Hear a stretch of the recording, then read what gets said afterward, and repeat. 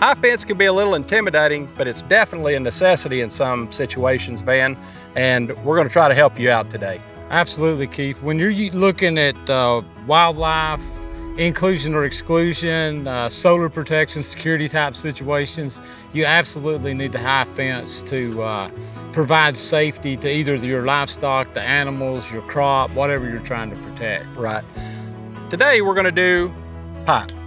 And when building this brace, we are going to use an HN style brace, which means that diagonal kicker is going to be taking most of the strain when we pull this fence up tight.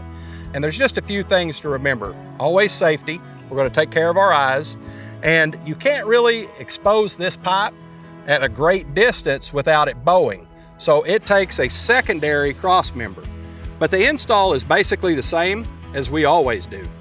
Yep, that's right. And big thing, we'll have the second top rail in, that'll provide it. But when this brace starts to try to rack over, that diagonal will give you your support, and you can pull good distances on this style brace. That's right. And with the Bekaert bullet brace kit, there's absolutely no welding required. Makes it really easy if you're in fire restriction area, or if you just don't have the ability to get tools out or a welder out to weld these braces up. But Van, when we talk about coping and welding, you're talking about some talent involved. Yes, you are. Talent and time. And expense. That's right. To have the price somebody, of a welder. Yeah, to have somebody come out and do this for you, if you hire somebody, can get really expensive for your project. And then you get on a larger project where you've got a lot of braces, they can be out there for potentially a week or longer just welding braces. And we have videos of how to use these fence bullets on our website, and yes, anybody can check those out at fencing.bekaert.com. But on this application, you just have to remember you need two. Yes. You need the HN style, and you also need an H style because we're putting that second cross member in. Yes. So what we want this to do is the top cross member needs to drop between the second and third line wire, and then your second cross member, it needs to fall somewhere in the middle. You just don't want this span to be too great where that pipe bows when you're doing your terminations. Yes, Keith. And with the Bekaert pipe kits, everything is included that you're needed except your pipe. So you've got your hardware to go around the end, the sleeves to slide up, your bolts, nuts, and caps for your posts. So you'll look and see if you've got 2 7/8 or 2 3/8 pipe, order the correct kit, and you'll be good to go. We already have our posts set, but one thing to always remember is it's the backbone of your fence, and those pipes need to be set deep. And for 2 7/8, I always recommend that you're at least 4.5 feet deep, but it really depends on what soil type you are, and that can vary from every part of the country.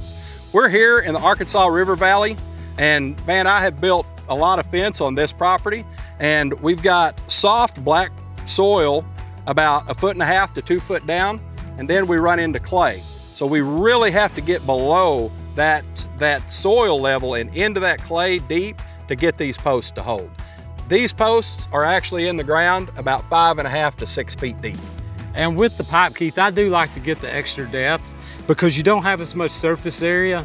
So what'll happen is when this brace tries to rack or you start getting pressure on it from wildlife or livestock, you don't want these to start pulling up out of the ground. So using a pipe, little extra depth because you've not got the same diameter, they will have a tendency to raise out of the ground a little easier. And there's not really a right or wrong material to use. Pipe, wood.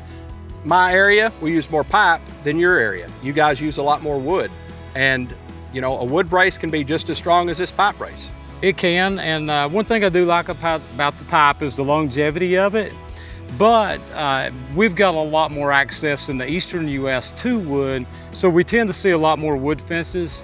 But like you said, there is absolutely nothing wrong with a pipe or a wood brace, as long as it's constructed correctly, because like you said, it is the heart or the backbone or the heart of this fence. So your fence is going to hold up, and the longevity of it's really going to depend on if you spend time on this brace. And Van, this is really good pipe. This is 2 7/8 hot dip galvanized Schedule 40 with 2 3/8 cross members, all hot dip, all Schedule 40, very strong. And like you said, you can forget about this brace once you build it.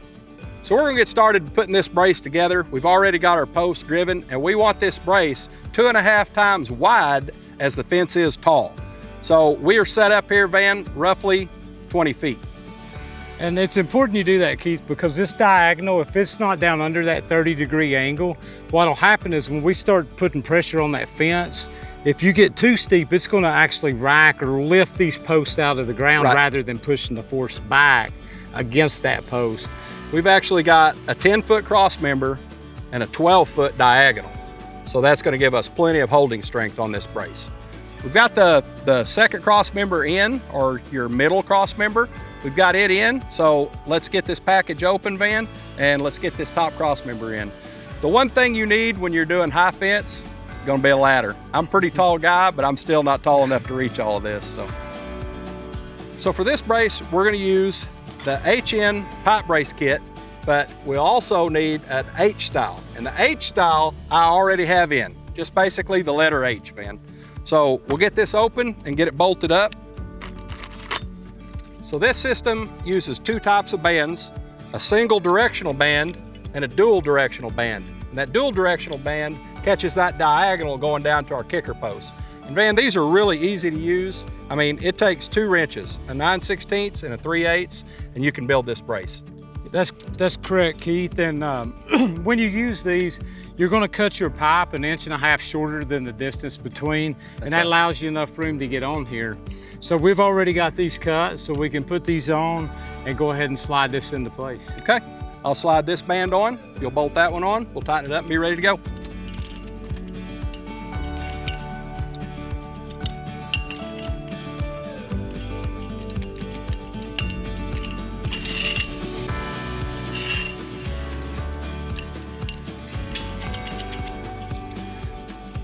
Van, I've already marked these pipe. I know we want to be between the 2nd and 3rd line wire, and then we want to be just over half the remaining distance of our pipe. And we cheated a little.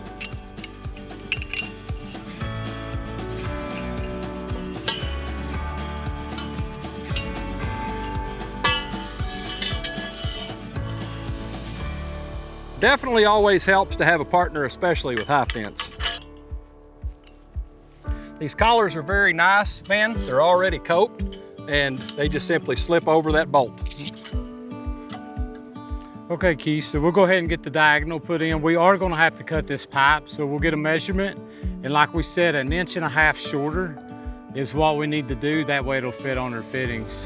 And what's really nice about this diagonal, Van, is if you leave your kicker post up just a hair, you've got a little bit of adjustment. So it's pretty easy. So we'll just get an overall about the middle of that pipe, and we are 136 inches. Okay, we'll take away that 1.5 inches. It's 134.5. We'll make that cut, we'll be ready to go. So I have really good luck cutting this pipe with just a simple portaband, Van. They cut it really nice, really neat, really quick. And if I can get you to hold that for me, we'll get this pipe cut.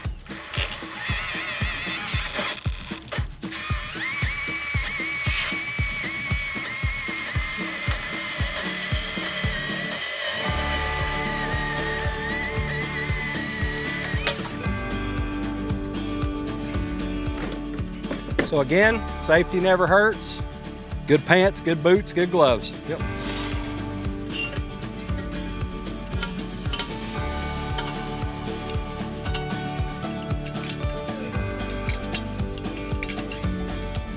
So once we tighten up all the bands, it's time to tighten up the jam nuts. And this oblongs the collar, and that way the pipe cannot move in the collar. All right, Keith, while you're tightening up the sleeves, I'll go ahead and put these caps on.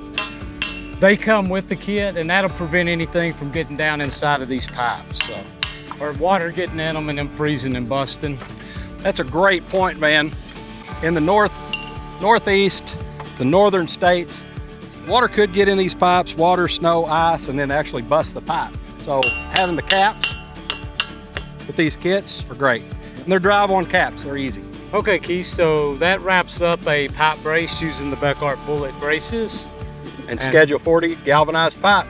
Can't go wrong there. Absolutely not. And with this galvanized pipe, this brace will last for as long as the fence. It's going to be a really nice brace and gives you a good foundation to build this fence off of. Yeah, there's no telling how much strain this brace could actually take, man. It's strong.